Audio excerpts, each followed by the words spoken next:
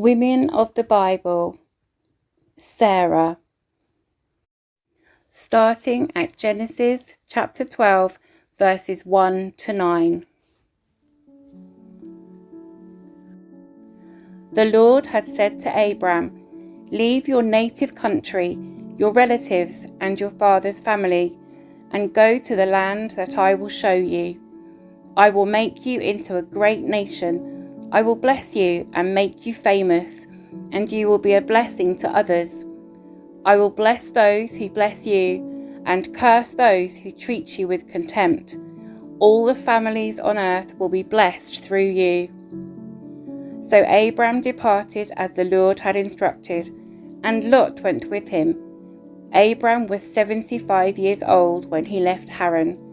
He took his wife Sarai, his nephew Lot, and all his wealth, his livestock, and all the people he had taken into his household at Haran, and headed for the land of Canaan. When they arrived in Canaan, Abram travelled through the land as far as Shechem. There he set up camp beside the oak of Moreh. At that time the area was inhabited by the Canaanites. Then the Lord appeared to Abram and said, "I will give this land to your descendants." And Abram built an altar there and dedicated it to the Lord, who had appeared to him. After that, Abram travelled south and set up camp in the hill country, with Bethel to the west and Ai to the east. There he built another altar and dedicated it to the Lord, and he worshipped the Lord. Then Abram continued travelling south by stages toward the Negev.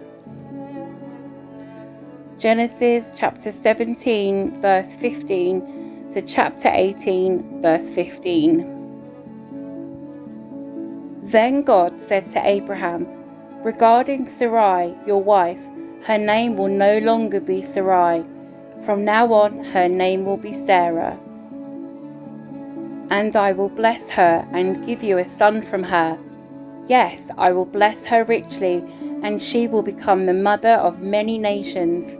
Kings of nations will be among her descendants." Then Abraham bowed down to the ground, but he laughed to himself in disbelief. "How could I become a father at the age of 100? He thought. "And how can Sarah have a baby when she is 90 years old?"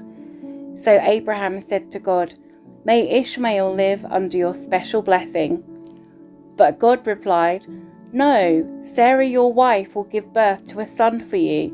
You will name him Isaac, and I will confirm my covenant with him and his descendants as an everlasting covenant. As for Ishmael, I will bless him also, just as you have asked. I will make him extremely fruitful and multiply his descendants. He will become the father of 12 princes, and I will make him a great nation. But my covenant will be confirmed with Isaac, who will be born to you and Sarah about this time next year." When God had finished speaking, he left Abraham. On that very day, Abraham took his son Ishmael and every male in his household, including those born there and those he had bought. Then he circumcised them, cutting off their foreskins, just as God had told him. Abraham was 99 years old when he was circumcised, and Ishmael his son was 13. Both Abraham and his son Ishmael were circumcised on that same day, along with all the other men and boys of the household. Whether they were born there or bought as servants, all were circumcised with him. The Lord appeared again to Abraham near the oak grove belonging to Mamre. One day Abraham was sitting at the entrance to his tent during the hottest part of the day. He looked up and noticed 3 men standing nearby. When he saw them, he ran to meet them and welcomed them, bowing low to the ground. "My Lord," he said, "if it pleases you, stop here for a while.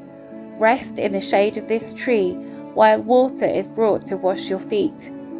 And since you've honoured your servant with this visit, let me prepare some food to refresh you before you continue on your journey." "All right," they said. Do as you have said." So Abraham ran back to the tent and said to Sarah, "Hurry, get 3 large measures of your best flour, knead it into dough, and bake some bread." Then Abraham ran out to the herd and chose a tender calf and gave it to his servant, who quickly prepared it. When the food was ready, Abraham took some yogurt and milk and the roasted meat, and he served it to the men. As they ate, Abraham waited on them in the shade of the trees. "Where is Sarah, your wife?" the visitors asked.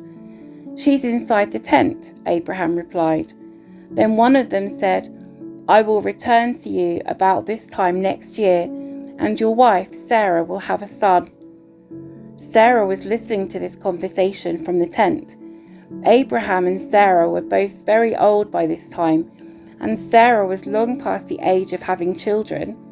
So she laughed silently to herself and said, "How could a worn-out woman like me enjoy such pleasure, especially when my master, my husband, is also so old?" Then the Lord said to Abraham, "Why did Sarah laugh? Why did she say, 'Can an old woman like me have a baby?'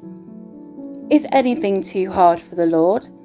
I will return about this time next year, and Sarah will have a son." Sarah was afraid, so she denied it, saying, "I didn't laugh." But the Lord said, "No, you did laugh." Genesis chapter 21, verses 1 to 7.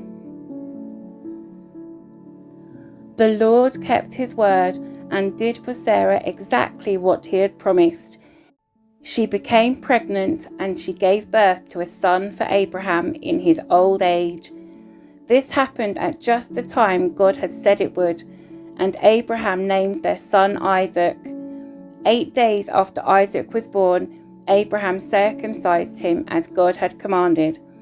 Abraham was 100 years old when Isaac was born. And Sarah declared, "God has brought me laughter. All who hear about this will laugh with me." Who would have said to Abraham that Sarah would nurse a baby? Yet I have given Abraham a son in his old age.